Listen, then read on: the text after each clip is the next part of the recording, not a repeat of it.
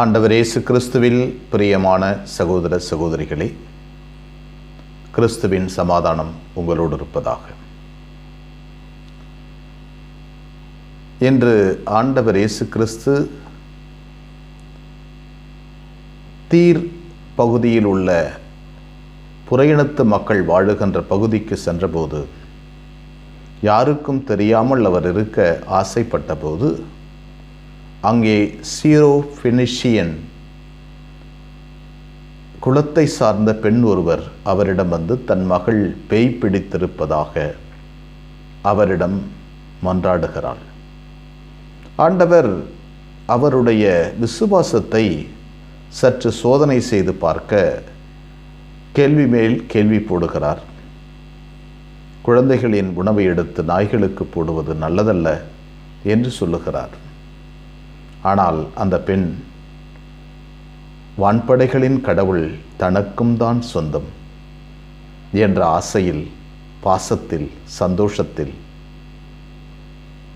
மேசையிலிருந்து விழுகின்ற துண்டுகளை தன்னுடைய தலைவரின் மேசையிலிருந்து விழுகின்ற துண்டுகளை நாய்க்குட்டிகள் தின்னுமே என்று சொன்னபோது, ஆண்டவர் இயேசு கிறிஸ்துவை அவர் முழுமையாக ஆட்கொண்டு விட்டார். தன்னுடைய விசுவாசத்தினால் கடவுளை ஆட்கொண்டு விட்டார்.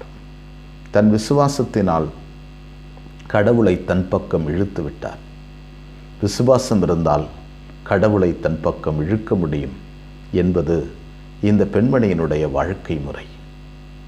விசுவாசத்தோடு ஒருவர் கடவுளை அணுகினால் கடவுளை கூட தன் பக்கம் இழுக்க முடியும் என்பதுதான். எவ்வளவு அழகான விஷயம்! கடவுளுடைய பிரசன்னத்தில் அவரை முழுமையாக நம்புகின்ற போது கடவுள் நம்முள்ளும் நாம் கடவுள் உள்ளும் இருக்கின்ற ஒரு அந்யோன்யமான ஒரு உறவில் திளைத்திருக்க இந்த நிகழ்வு நம்மை அழைக்கிறது. அந்த பெண்மணியினுடைய விசுவாசத்தை பார்த்ததும் ஆண்டவர் அந்த பெண்மணியை பாராட்டி, உன்னுடைய விருப்பப்படியே ஆகட்டும், உன் விசுவாசம் பெரிது என்று சொல்லி பாராட்டி அனுப்புகிறார். அவர் எதை எதிர்பார்த்தாரோ அது நடைபெறுகிறது. விசுவாசத்தோடு கேட்கின்ற எல்லாவைகளும் நடைபெறும். விசுவாசம் அல்லாமல் கேட்கின்ற அனைத்தும் சாதாரணமாக இருக்கும். அந்த தீர் பகுதியில் ஏராளமான புறையினத்து மனிதர்கள் இருந்தார்கள், ஏராளமான யூதர்கள் இருந்தார்கள்.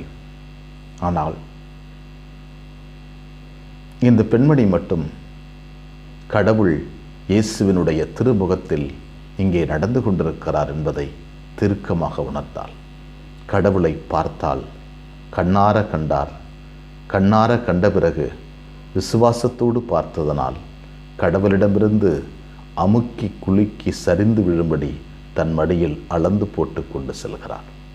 நாமும் விசுவாசத்தோடு இயேசுவை அணுகினால் நம்முடைய இதயத்திலும் உள்ளத்திலும் வாழ்விலும் கடவுள் நிறைந்திருப்பார் என்பதை உணர்ந்து கொள்வோம். எங்களை வழிநடத்துகின்ற ஆண்டவரை போற்றுகிறோம். இந்த நல்ல நாளுக்காக நன்றி சொல்கிறோம். நீர் எங்களுக்கு கொடுத்த வரங்களுக்கு நன்றி, ஆசீர்வாதங்களுக்கு நன்றி, தோழமைக்கு நன்றி. ஆண்டவரே, எங்களை வழிநடத்தும், எங்களோடு தங்கும் தெய்வீக ஆற்றலை எங்களுக்கு தாரும். ஆண்டவரே, எப்போதும் நாங்கள் உமது பிள்ளைகளாக இருக்கவும், விசுவாசத்தில் நாங்கள் நிலைத்திருக்கின்ற போது கடவுள் எங்களோடு வாழ்கிறார் என்பதை நாங்கள் உணர முடியும். அப்பேற்பட்ட பேறு பெற்ற பாக்கியத்தை தொடர்ந்து எங்களுக்கு தாரும். ஒவ்வொரு நாளும் ஆண்டவரே, எங்கள் விசுவாசத்தை அதிகமாக்கும். அன்னை மரியே, எங்கள் அன்பு தாயே, உன் திருமகனிடம் எங்களுக்காக இடைவிடாது பரிந்து பேசும். ஆமென்.